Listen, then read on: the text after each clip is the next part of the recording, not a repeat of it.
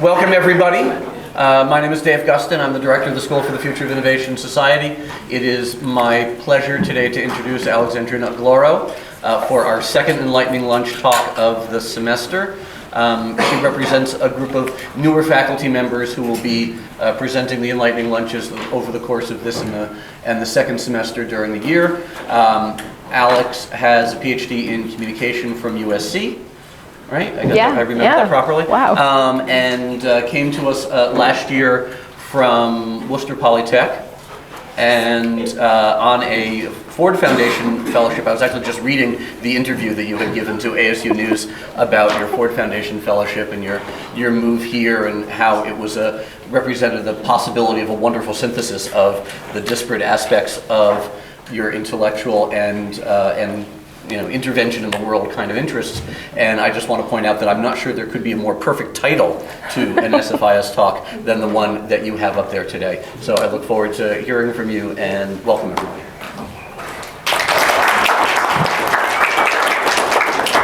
Hi everyone. So first I want to thank everyone in SFIS who had a hand in organizing this talk, our event planning and our marketing folks, and the people who made sure you had lunch. The amazing staff here keeps this place running. I want to acknowledge and give my respect to the original custodians of this land, the 22 sovereign nations, and their unceded land that was here before the borders that made the US and that made Arizona. I also think it's important to acknowledge slavery and the stolen lives because of enslavement. Slavery is the uncomfortable backbone of this country, and we have to name it. I also want to acknowledge our elders and the knowledges they carry and they pass on to us.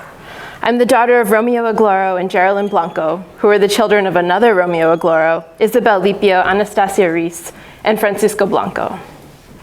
Are we ready to bring on rigorous whimsy? So let's start in a familiar place, innovation. We all approach innovation in different ways.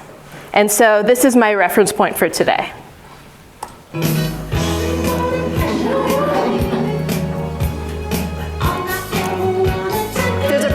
Shirt in the front row, so we're all together here on this. I want to keep playing this, but I can't compete with Prince. All the attention is going to be here. I didn't cut the video though, so if we want to come back to the full 3.5 minute glory of this, we can. Okay. So this is 1978. Prince's sound, his look, his musical work, it was all innovative. A big part of making this music video was identifying that Prince was a single person and not an entire band who was making this sound. And if Paul was here, Paul's not here, I'd give him a chance to talk to us, all his insider stories about Prince in the Twin Cities. Did you know that Paul is from Minneapolis and knew Prince? And now it's on video, so everybody can ask Paul about this. And innovation creates new things, right? I would say that from 1978 to the present, there are many people whose creation was accompanied by a Prince soundtrack. But we'll get back to pregnancy and childbirth and baby making in a little while. So Prince is also a good starting point for this because of his pleasure-based philosophy.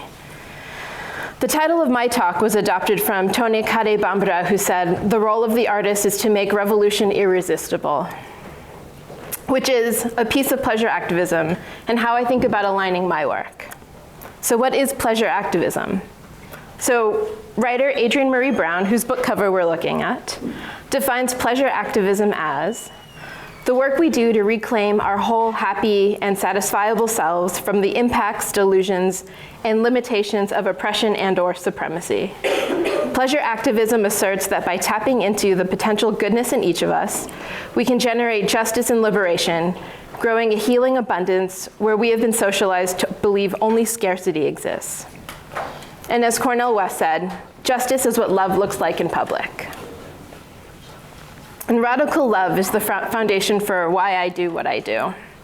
I learned so much about radical love from our ancestor, Grace Lee Boggs. Grace Lee Boggs is a particular fixture in my life because she earned a PhD in 1945 at a time when no one would hire an Asian American woman at a university. Instead, she applied her academic skill set to community organizing. And Grace said that activism is the journey rather than the arrival, which has deeply influenced the way I think about research method and process.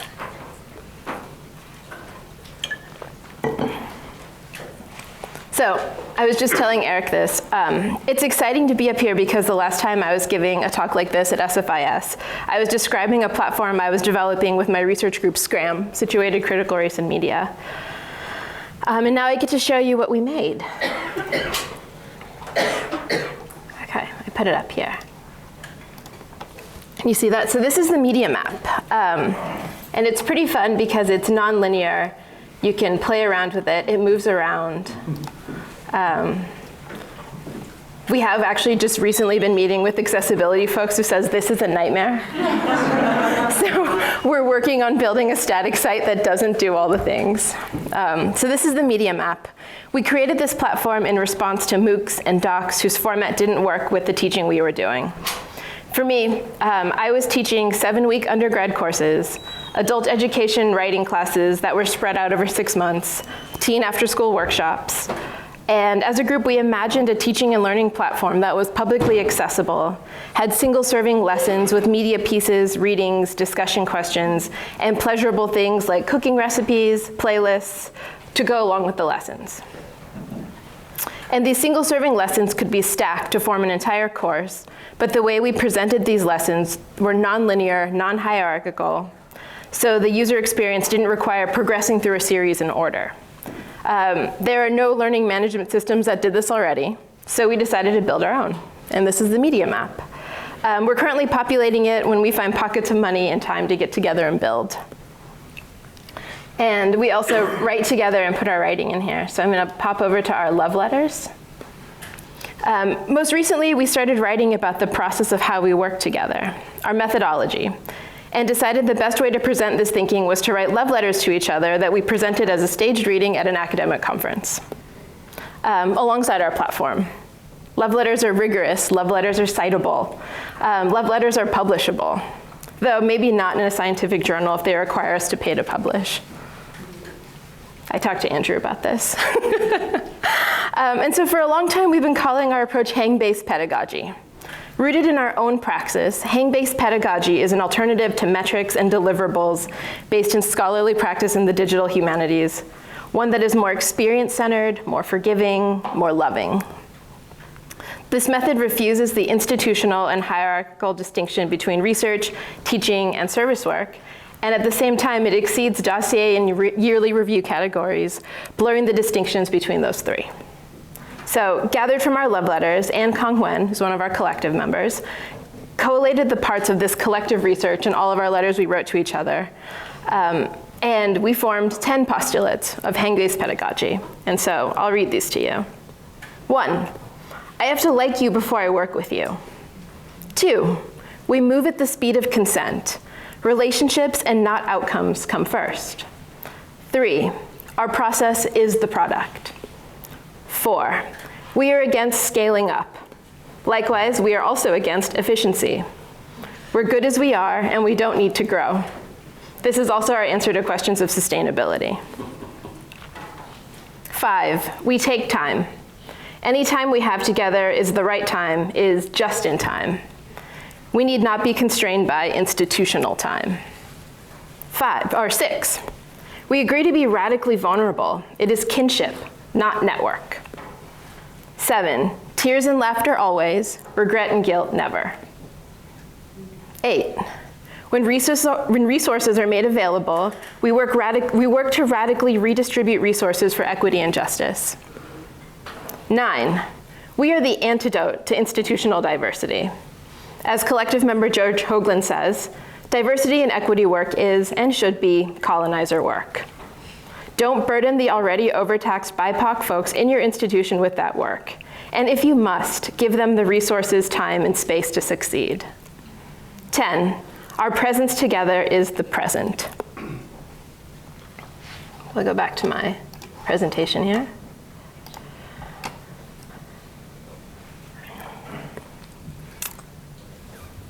A couple of days ago at Fahim's Unplugged talk, the group was having critical conversations about the arrogance of the term smart and smart technologies. And Eric put forward that smart technologies are technologies of humility, among others. I really liked that. And a bit of my academic genealogy. My academic aunties at FemTechNet published a manifesto years ago, and it said, this is not the whole thing, but a piece of it. Care is a feminist technology. Accountability is a feminist technology. Collectivity is a feminist technology. Collaboration is a feminist technology.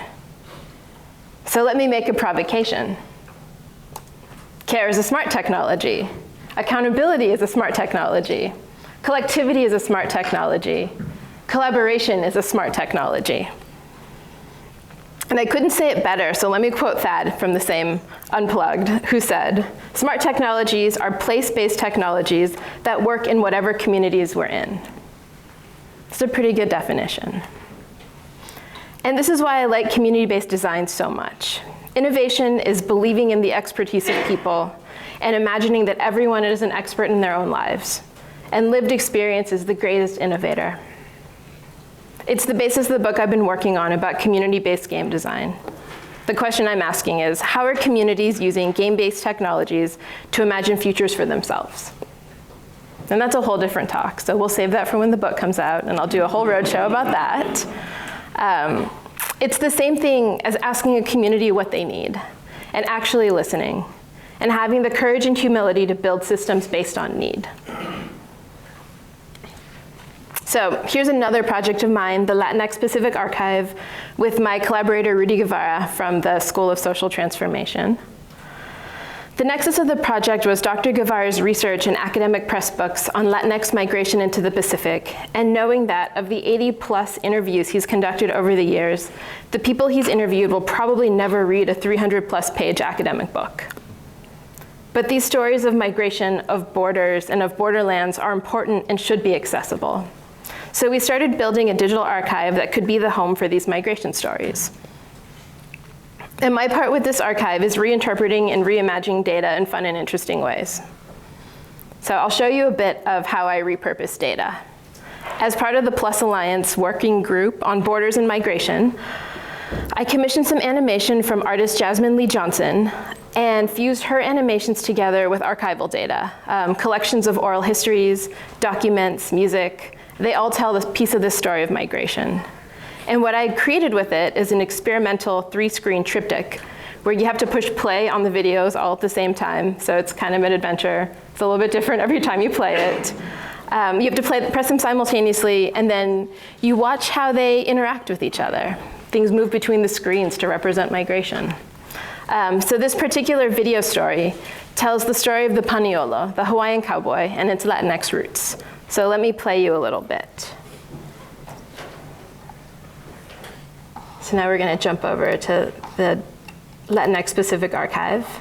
Can you see that? Yeah, you can see that. Okay, we're going to hit play on all 3 of these at the same time. Liu liu wale kau kau ka hola lele mau kama kayo kapapale e ko mo ko ivau maloko ina tapu yo wa hunela he anue, he ko e vole noai. E he ke kanaka, e ko mo maloko, e hanei e a hewa I ka waha, e no ka ukula o ka leo, a he leo wale noai.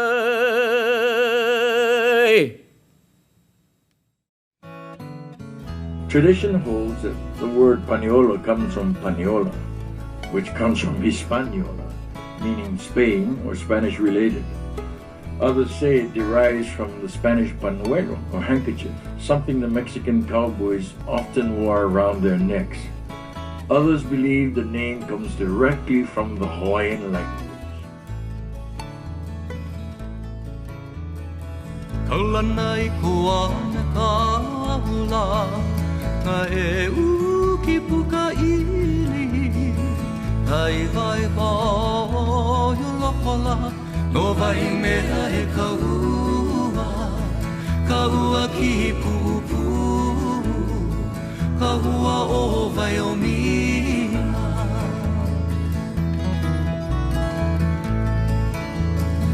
Ulu ana mo puni ke ahula, na e uki puka ili.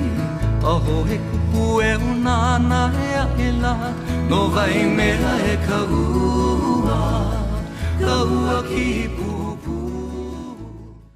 Hispanic names became Hawaiian. Juan. Okay, I'm gonna just close this because it'll just keep playing forever. So if you want to watch the whole 9-minute spectacle, it's on the Latinx Pacific Archives website.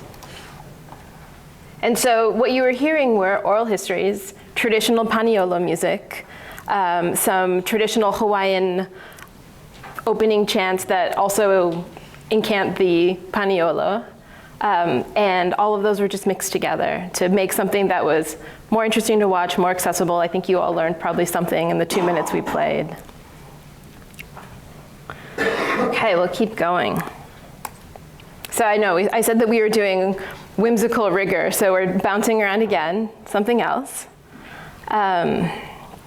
So, ancestral technologies. I consider the fusion of ideas that I bring together ancestral technologies. I think about the ways we can be in right relationship with traditional practice, traditional medicine, contemporary technology. A lot of this has to do with work around the body, but not separating the body from its coexistence with other people, land, and water. According to the Nahua and other Aztec peoples, we are in the time of the fifth sun, and what's so interesting and special about their philosophizing about it, this time of the fifth world is the evolution of space and expanding from the mind. Elders would say that we no longer need the training wheels of the material world, and virtual reality and other digital artifacts is the evidence for this time period that we're in.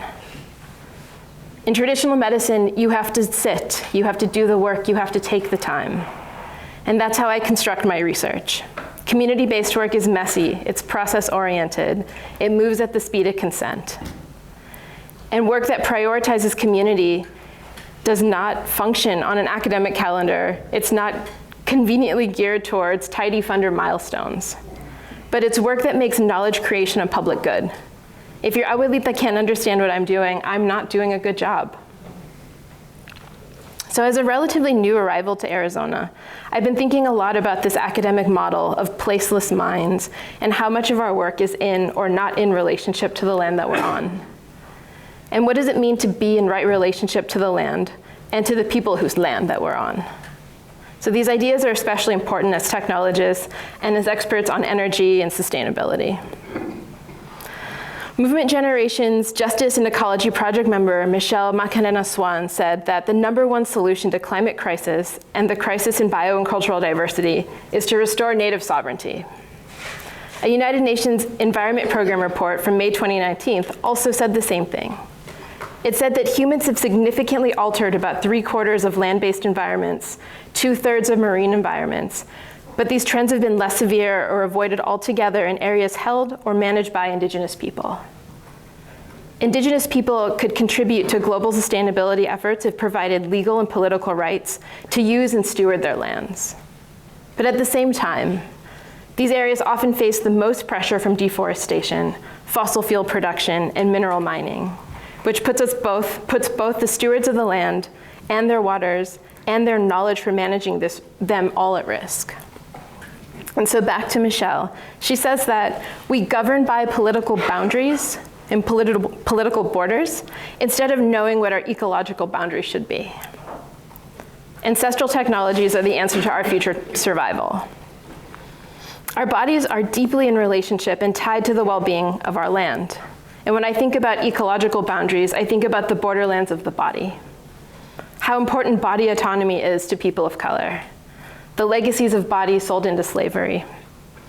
The Black and Native bodies killed by police violence. The use of comfort women in war zones. But we have to come back to Prince and baby making as I promised. So my research right now is on reproductive justice in the broadest sense. Reproductive justice includes being able to conceive and bring babies into this world safely and in the method the birthing person chooses. Reproductive justice also includes choosing not to bring a baby into this world and that full range of autonomous choices. Bringing babies into this world safely includes freedom from white supremacy, from mass shootings, from a school-to-prison pipeline. Following my own hang-based pedagogy, I've been hanging out with birth workers, midwives, lactation consultants, herbalists, curanderas, and doing a lot of listening. I've been asking more questions than having answers or trying to fix things. Research is ceremony. Knowledge is sacred. An example of how I've been constructing ancestral technology is a relatively new project I've been simmering since I got to Arizona. And I feel like I finally have the right lineup of community organizations on board to shape this work. I think I saw one of my collaborators walk in. Oh, there's Jenny. Hi, Jenny. This is Jenny from 4th trimester AZE. The other two groups I'm working with are Local Birth Workers of Color Arizona and the Siwa Padle Collective.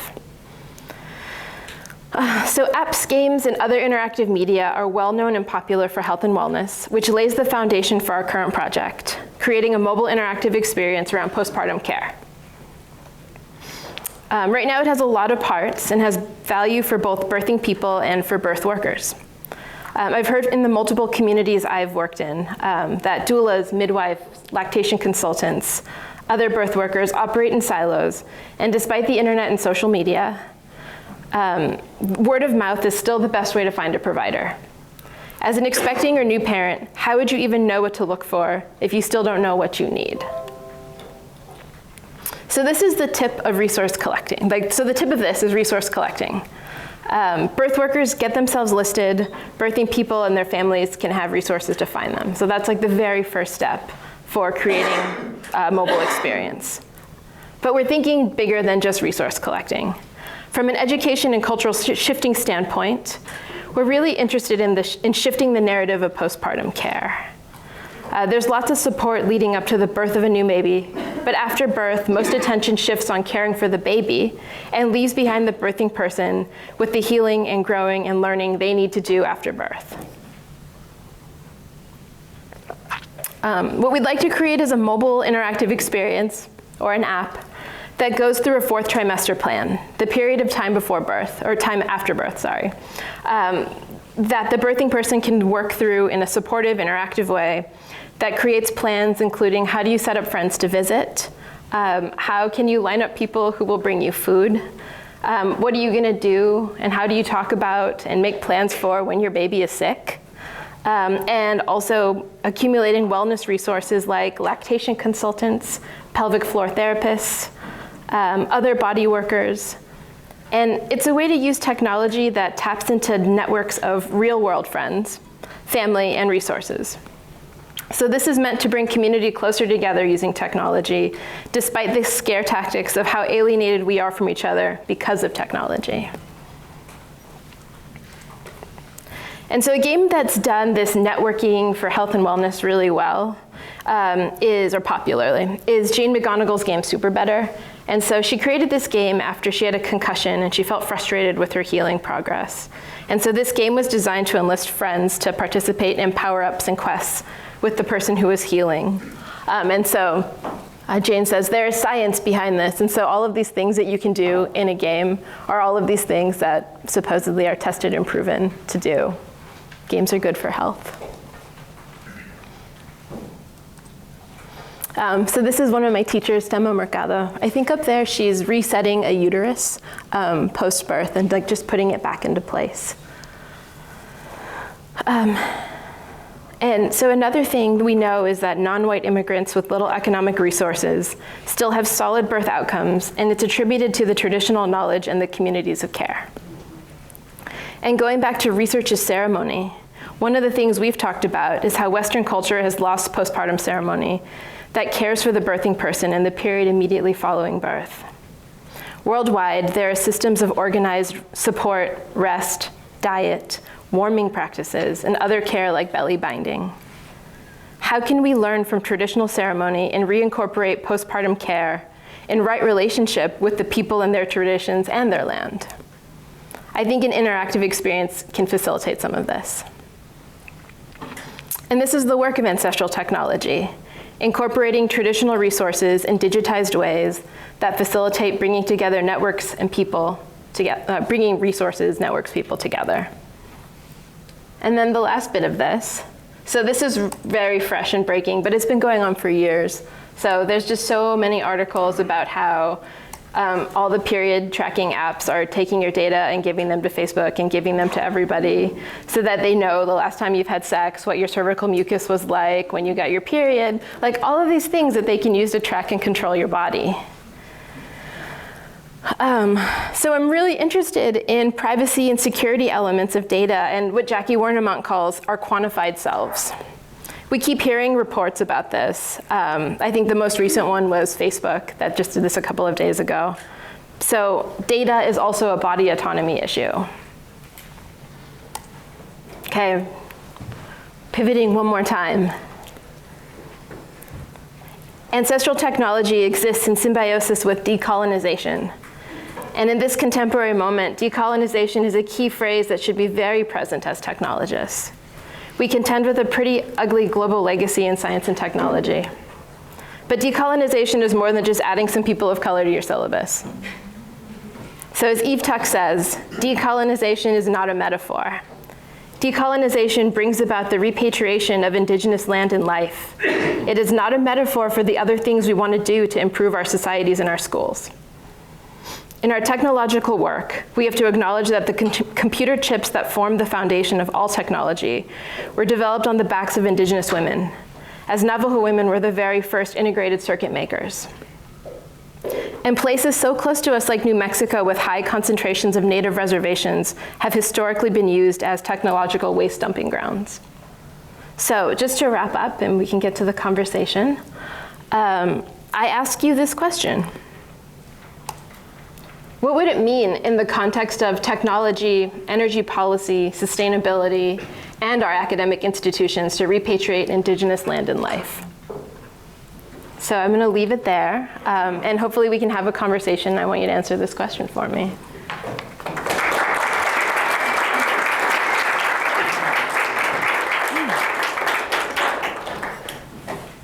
Lindsay. Alex, thank you so much for a wonderfully generative, challenging talk. And I'm incredibly excited about your fourth trimester work, but I wonder how you and your group, collective, work with the idea of repatriating indigenous land and life within this without fetishizing indigenous and women's knowledge. Because my experience in a lot of midwife collectives and in these practices is a lot of white women sitting around learning indigenous and curandera knowledge without incorporating or acknowledging it. So what kind of ways do you think can challenge that, honoring ancestral technologies without appropriating that through technology? I'm so excited that you asked that question first. I'm also so excited that Jenny is here because I wanted to put you all to work to help us figure this out. Yeah. So we have a little less than like 20 minutes that we can just really hash this out and figure it out all together. Some of the things that I've been thinking about is this concept, and it's said a lot in Black culture, Black studies, is everything but the burden. Like you want to be Black, but you don't actually want everything that comes with Blackness.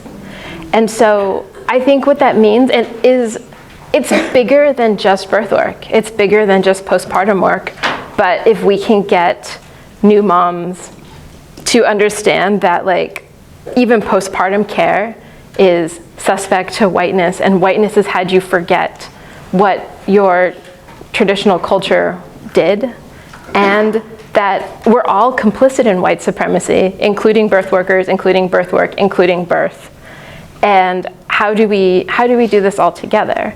So I wouldn't say that it's a process of like, you can't touch that, but it's like, don't take it. Don't take it without acknowledging the people where this comes from. Sit with them, be with them, learn from them. Like be in right relationship. And I think that's why I keep talking about being in right relationship with people and land.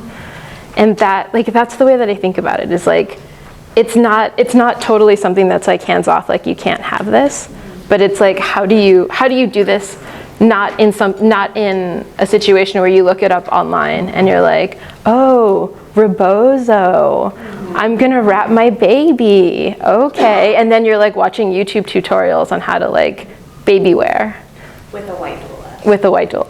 No discomfort. I mean, so I wonder, the thing is that this is all just, I mean, I don't know how other people feel, but these are uncomfortable things to talk about and do. So how do we, I mean, I appreciate you gave us a model for how we fit in the discomfort here, but I don't know, how do we do that? I think we have to be ready to be uncomfortable. Kelly, you're going to jump in. No. I was going to say, who's it uncomfortable for? Mm-hmm. Does anybody else have ideas about this? Anything to add to this? I have a question about it. Okay. Human settlement in North America has a long history, with lots of different groups having settled in various locations at various points in time, and long periods of history when there was no settlement at all in North America. And so one can ask questions about repatriation and make arguments about European colonization as a particularly egregious form of colonization.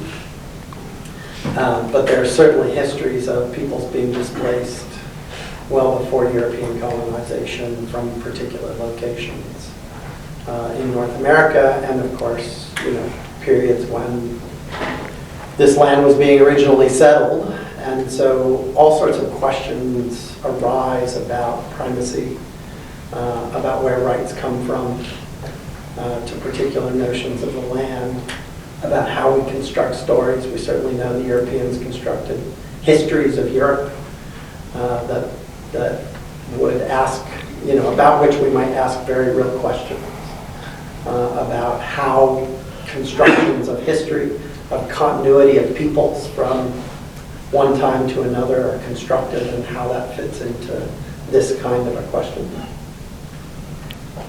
Is that a question or a comment? Well, I don't know how to grapple with that question, right? And so I'm looking to you for thoughts. So I think it goes back to Michelle Mascarenhas-Swan, who said that the way that we bring about biodiversity and how we bring back the land is native sovereignty. And it's also this idea that, like she said, that we use political borders and we use policy to regulate what should just be ecological borders. We should just know better. And how do we just know better? In what ways? And these are some of the other questions that I think about in my work is what does it mean to have enough? That we're obviously living in late capitalism and we crash up against these things, but what does it mean to have enough? If we had the answer, or we knew that that answer, then we could start thinking about what are we trying to amass? Why are we trying to get all the oil? Why are we trying to cut down all the trees? What are we trying to do? What do we need more of? And what is that hole that we're trying to fill? Which I think is, it's all wrapped up in there with this idea of land. And when we think about repatriation of land, repatriation also doesn't mean y'all have to go. That isn't what it is. It's more how do we transfer over who is in charge, who is regulating what is going on here. And I really look to Eve Tuck for this. Her article, Decolonization is Not a Metaphor, is foundational for me in thinking about this. But she talks about it in the context of education and in learning and in all of these things.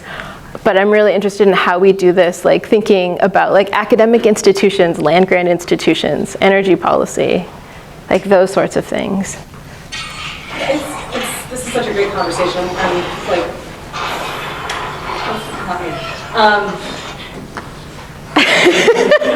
That felt ominous. So I'm teaching a course right now on energy justice for undergraduates, and it's really fascinating because I explicitly wanted to avoid energy economics and the political science or political economy of energy. So we're sitting with the aesthetics of oil right now. It's definitely the Menagere and Ray Zaman. And the question is, how do we envision what that late capitalism looks like? in a way that we can set collective goals. So do we want more renewable energy or do we want justice? Right? Do we want a system that is more equitable or do we want just more stuff? Right? So the question of what is enough is exactly the question that we're really, really bad at asking as an American society right now, because it's one that's never, the answer has been for 70 years, nothing is ever enough, always more and more and more. So I'm thinking about in terms of the, I was just saying to Chris that Eve Tuck's article is now in the 601 syllabus. I'm going to be teaching that, and I think you're a guest speaker for that. So but this idea then of how do you create collective visions for what that might look like? So when I think about when I gave birth to my son and ran into the 4th trimester issue when I was like suicidally depressed in the months after his birth, but I had no one I felt like I could share that with because it was supposed to be a happy time. How would that look? How can I envision that experience being different for someone else, which completely undermines the entire medical establishment of how, the process of giving birth in the United States? So if that's what we're challenging, what's the next vision that, and there were other things I liked about the process. I liked that it was contained and controlled and sterile and all that stuff. I just didn't like how I was after it. And that I left that space and there was nothing else. Once you're unhooked from the machines, right, you're just off in your own world. So I wonder about that interstitial space between what I did giving birth and then the idea that there would have been people in my community around me because I didn't have the community to support me in that time. So I don't know if that's the answer to the question, but I'm curious about what the end result, what one of the multiple goals would be in terms of how that would look. And then how, not to scale it out, but to individualize it, not individualize it, but communalize it, but not communalize it, but then et cetera, et cetera. How does that actually function? I mean, I think anything is possible. So to say, like, the end to hospital birth is going to happen. Like, I'm not going to say it's not going to happen, right. But like, I think because we're taking on things in like little chunks, like you can have a hospital birth, you can have a home birth, you can have a birthing center birth. No matter what, you're going to go into the 4th trimester. And like, that's where this focus is. So I think that like this work isn't necessarily right now looking at like the medical industrial complex of birth. It's looking at like, how do you support people who are going to be giving birth? And like what happens like when you walk out the door, when you get unhooked from the machines. And so one of the ways that we have been thinking about this is like in this interactive experience. So it'd be during your 3rd trimester or before, but you start going through these like interactive questions and setting it up to be like, well, what's gonna happen when baby is sick?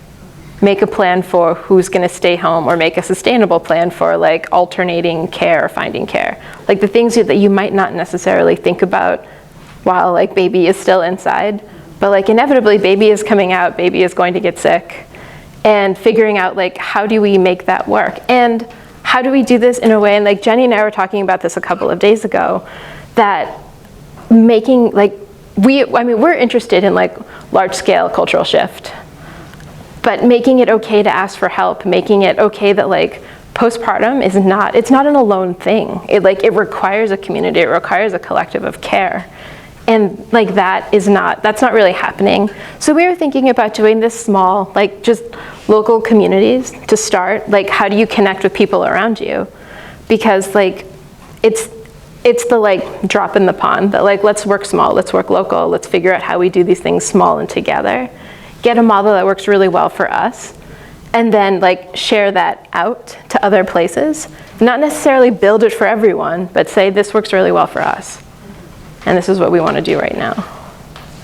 So intriguingly then, decolonization is not a metaphor, but another interesting metaphor for climate change is the 3rd trimester. Like we are in that we're about to give birth to an incredibly different world.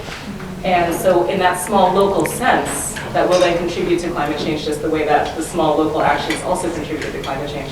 I love that idea of saying this will be through small collectives that care about something that is not universally cared about, but at the end the change will be, though incremental, something that will be akin to positive changing of political climates to create something more systemic.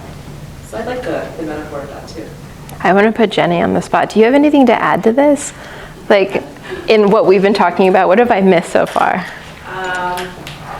I think you've done perfectly. I think it's beautiful, and you've explained things way better than I would have probably getting up there. But I think, the goal of our organization, 4th Trimester Arizona, has been that, like, we know there's something way broken with that time of life. Like, we know it's super broken. We know our moms are suicidal, depressed, not getting the support they need, even if they're not, like they're not getting the support for their bodies that they even need, or meals, or any of these things that are so important.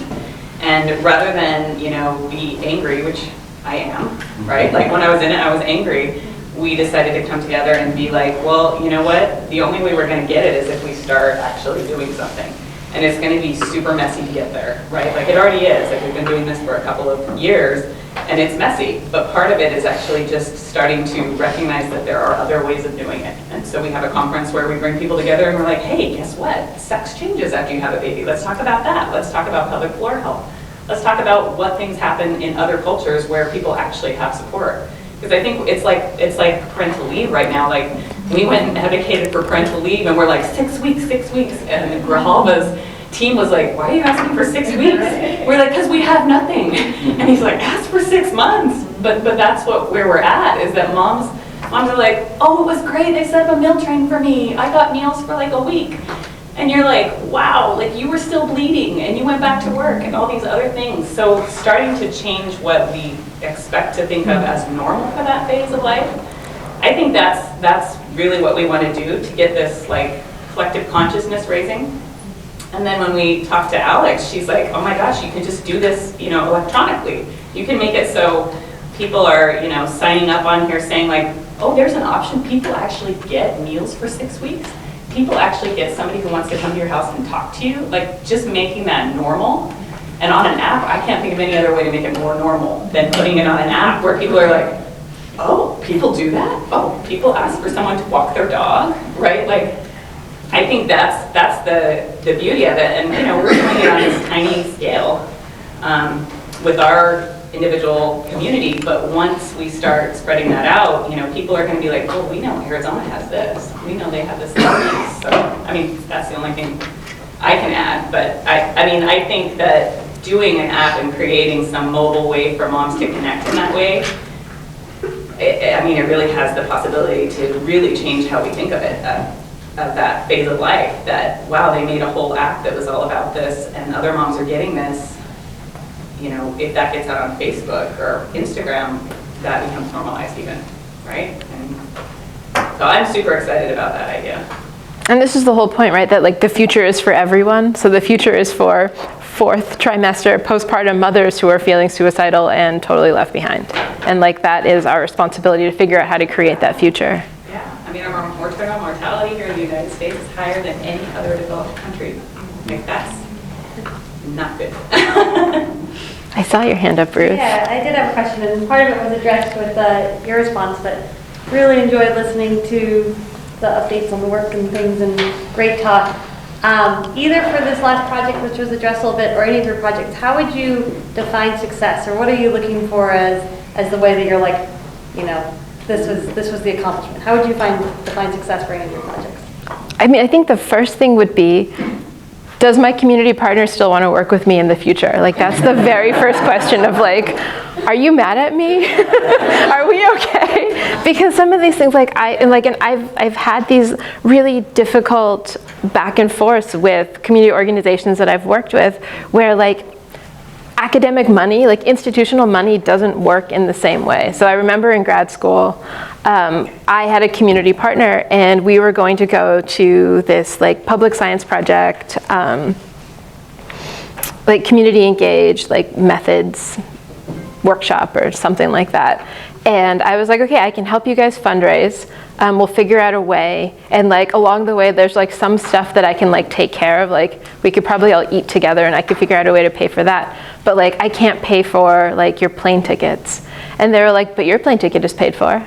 And I'm like, yeah, but someone else is paying for my plane ticket. And they're like, well, why can't they pay for our plane tickets too? I'm like, well, it's because it's from this different pot of money, and we can only use it for certain things. And they're like, it's not malleable in the same way. So like, I think that is success, is that like, I've listened and our community partners have all of their needs met, like they're happy and they've had a good experience in this.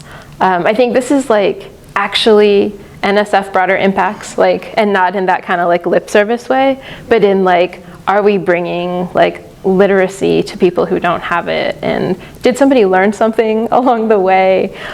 Is this valuable? Is this going to be incorporated in their life in some other kind of way? Yeah, I mean, like, and I talked too about like, sometimes you have to like write in multiple registers, and it's like, here's my grant document, and then you're like, you're never going to want to read this. This is like not going to make sense, or it's going to like sort of contradict what we've talked about. But like that doesn't mean that what we've talked about isn't real. It's that we have to just position it this way so that we either keep getting money or like everything is like fine. And so it's like talking in multiple registers at different times, but like making it accessible for whoever needs to hear it. So like the funder needs to hear something in different language than your community partner needs to hear sometimes. And that doesn't make them any less valid. It just means that like, sometimes you have to do more work to make everybody happy. But like I care, like pleasure, like I care a lot about if people are happy. Go ahead. Hi, I really enjoyed that. I'm really interested in particularly the gamification aspect of this, but when you're looking at the mobile app based for this project, it is often smartphones are often an assumed right, but definitely not a universal one. Is there any expectation in the more possibly long future of the project for a non-app based version of this information? I mean, I think that it would probably be doubled up like on the web at some point, but from at least the communities that I work with, you can assume a mobile phone before you can assume like internet access like on a computer. And so sometimes you'll have one family sharing and it's like a mobile phone. Like that whole, there will be like the only internet access they have is that one phone that whole family shares.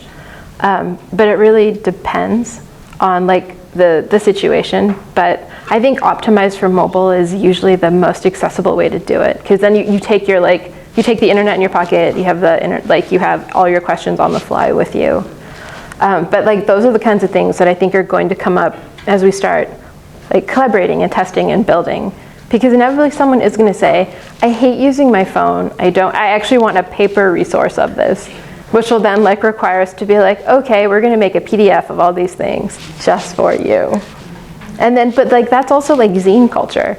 Like those are sometimes the things that also proliferate, that like one hard copy thing that people have been photocopying and passing around for a long time. Yes. You haven't addressed the problem of social isolation, which is the giant problem in Arizona in everything you want to do. We have a very transitory society. There used to be an old saying that it takes a year in Arizona to make someone stay here a year, because the tendency is to move to California, the tendency is to move to Oregon, the tendency is to move around. It's very, very difficult to handle in a situation where people are not part of a community. If you study around here, you'll see that there's almost no longer a Tempe. There's almost no longer a Mesa. There's almost no longer a 15th Street group. They just don't exist. And that is part of the big problem in Arizona. Okay, thank you. Thank you for that. Martin? Thanks, Alex. I want to first acknowledge for the crafted musical and intersectional talk that you made. And I want to make a kind of clarification question. Because at the beginning you talk about the feminist technologies of collectivity, care, and care. But then, in the second part you talk about like the ceremonial and care and collectivity of ancestral technologies. And I want to know if you can like go deeper between the relationship between ancestrals and feminist technologies. Also, how these connect with different contexts outside US, as like the Pacific project that you have, how you envision these like different kind of technologies that you mentioned. So you want to know everything, basically. So here, I'll go back to it so that we can see this all together. This one? So this is a chunk of FemTechNet's manifesto, and it's like much longer, but what I really like about this is that we talk about like action as technologies. I mean, I also think that everything is technological in some kind of way. So that like the pencil at a period of time was technological, as was the telephone, as is the like television, like whatever like technology is, the wheel, a rock, like all of these things were like technology at some point. So like, I like that it's like a little bit tongue-in-cheek to be like, yes, let's talk about technology, but also these things are technological in some kind of way. I would say that, like, if we're to talk about feminist, I want to like also throw smart technologies in there to be like feminist technologies, smart technologies, and ancestral technologies all require like consent, all require like community co-signing. Yeah,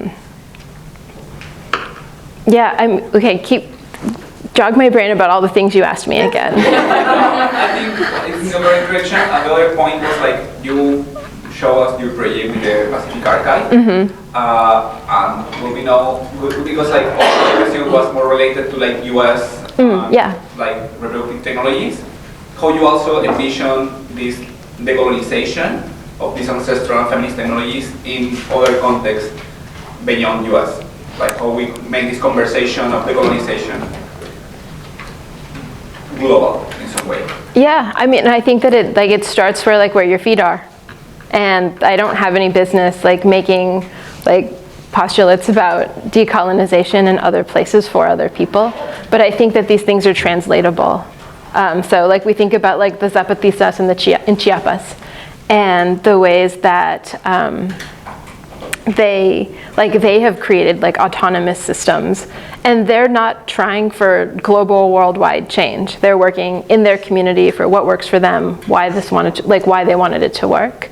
But they also were very like they've been since like 1994. They've been really working on decolonization in their own context. And I think that that's what's so specific is that like is the community context for like whoever it is, like wherever it is, that it's not necessarily about like the border. One of the things with the Latinx Pacific Archive is that we imagine the ocean as a border, that we talk about like terrestrial borders, we talk about land crossing, but like what we really want to know is like how and why did you cross an ocean to get to this place that you went to?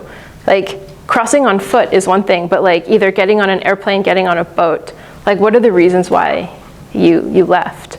And I like that you talk about Hawaii as its own like sovereign indigenous international place. Yeah, okay.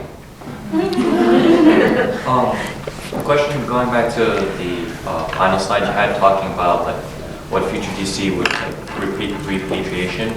So like I guess when you say repatriation, right, to indigenous people, you would be assigning like a land territory back to control of the people who would ancestrally live there, correct? Right? So I guess my question is, yeah, so we're saying that we won't like kick anyone out, which is a good thing, but how would you give control to the ancestral people who live there without basically not giving a voice to other people who currently live there? Because if we're trying to do justice and give, like, you know, let's say because this country was originally, before Europeans came here, like Native Americans were the ones who lived here, and then lots of Native Americans were massacred by European colonialism. However, if today, in order to try to fix that, we were to, let's say, I don't know, like a region of North Dakota, right, was like owned by Native Americans, and then gradually it's become, the reservations have gotten smaller and smaller. So if we were wanting to give that back to Native Americans, then so do we have the government just filled with Native Americans in that new country, and then the other people who live there can't get a say? You see, like there's like an issue with the new people who currently live in that region. So how would you resolve that in an attempt to do repatriation? So I think do you have an idea for that? It's a way of thinking about how another world is possible or another system is possible outside of this one that we're currently in. And that's a Zapatista thing, another world is possible. Because like even the way that you talk about it, or that you're trying to make sense of this, you're talking about it in terms of control and governance. Well, yeah, I mean, I'm not, what I'm just trying to say is that, I mean, we do need like some sort of like framework like for organization. I'm not trying to say like, I'm not just like focused on like, oh, who has control like that. I mean, you do need like a framework for how things function. I feel like people who live everyone who lives in an area should have a say about what happens there, right? I mean, I understand that we're trying to like correct correct the wrong that happened. It's a very wrong thing that happened with respect to the way Native Americans are treated. But I'm just trying to resolve like a new issue that might arise, and trying to fix that problem. And I just wonder if you have a suggestion for how you could fix that conflict. Well, I think it goes back to Michelle Macarena Swan, who was saying that we have political borders because we don't know how to take care of our own ecological borders. So if we, like, what would it, and again in this previous conversation of like, what does it mean to have enough? Like, and what would it mean if we didn't have to control people? Like, what if it was collectivity and not control? So basically it'd be like more like a sort of like a decentralized, where basically it's just communities are like working together by themselves, and there's like an overarching structure basically, right? I don't know. All right. Yes. Thanks for the talk. You mentioned scare tactics about technology dividing people, and I'm just curious how general this statement was. Is it in this context, or you might elaborate on it? Well, I think that there are parts of this that are, like, when you think about like social media or so I think about video games. So like I work in game studies, and you hear a lot of like scary theory about like nobody's gonna, like, they don't play with each other in real life anymore. They only play video games by themselves. And this, like, everyone is alone. And so, like, historically, that's the same thing they said about the television, that, like, social life as we knew it was going to, like, fall apart because everyone was going to stay home watching TV and not going out and, like, seeing each other anymore. But the same thing holds true for video games, that even if people are online or are playing video games, often they're playing with other people, especially if they're online. So there is some kind of socialization in relationship to that. And in other aspects, it lets people who wouldn't necessarily be able to engage in public in the same way be able to interact and engage and play with other people. So I think about it in these ways, that, like, where I think, gosh, what was the name of this book? It was like Alone Together. Do you know what I'm talking about? Yeah, it is called Alone Together. Yeah, I can't think of the author, but Alone. Sherry Turkle, yes, Alone. So it's this idea that, like, everybody's alone, but we're all alone. But, like, these kind of concept of that. So I don't think that I don't think technology is making us all isolated in the same way that, like, scare tactics say that we are all isolated. So what constitutes being social is just being transformed by technology and not necessarily degrading it. Yeah, I think that's a good way of putting it.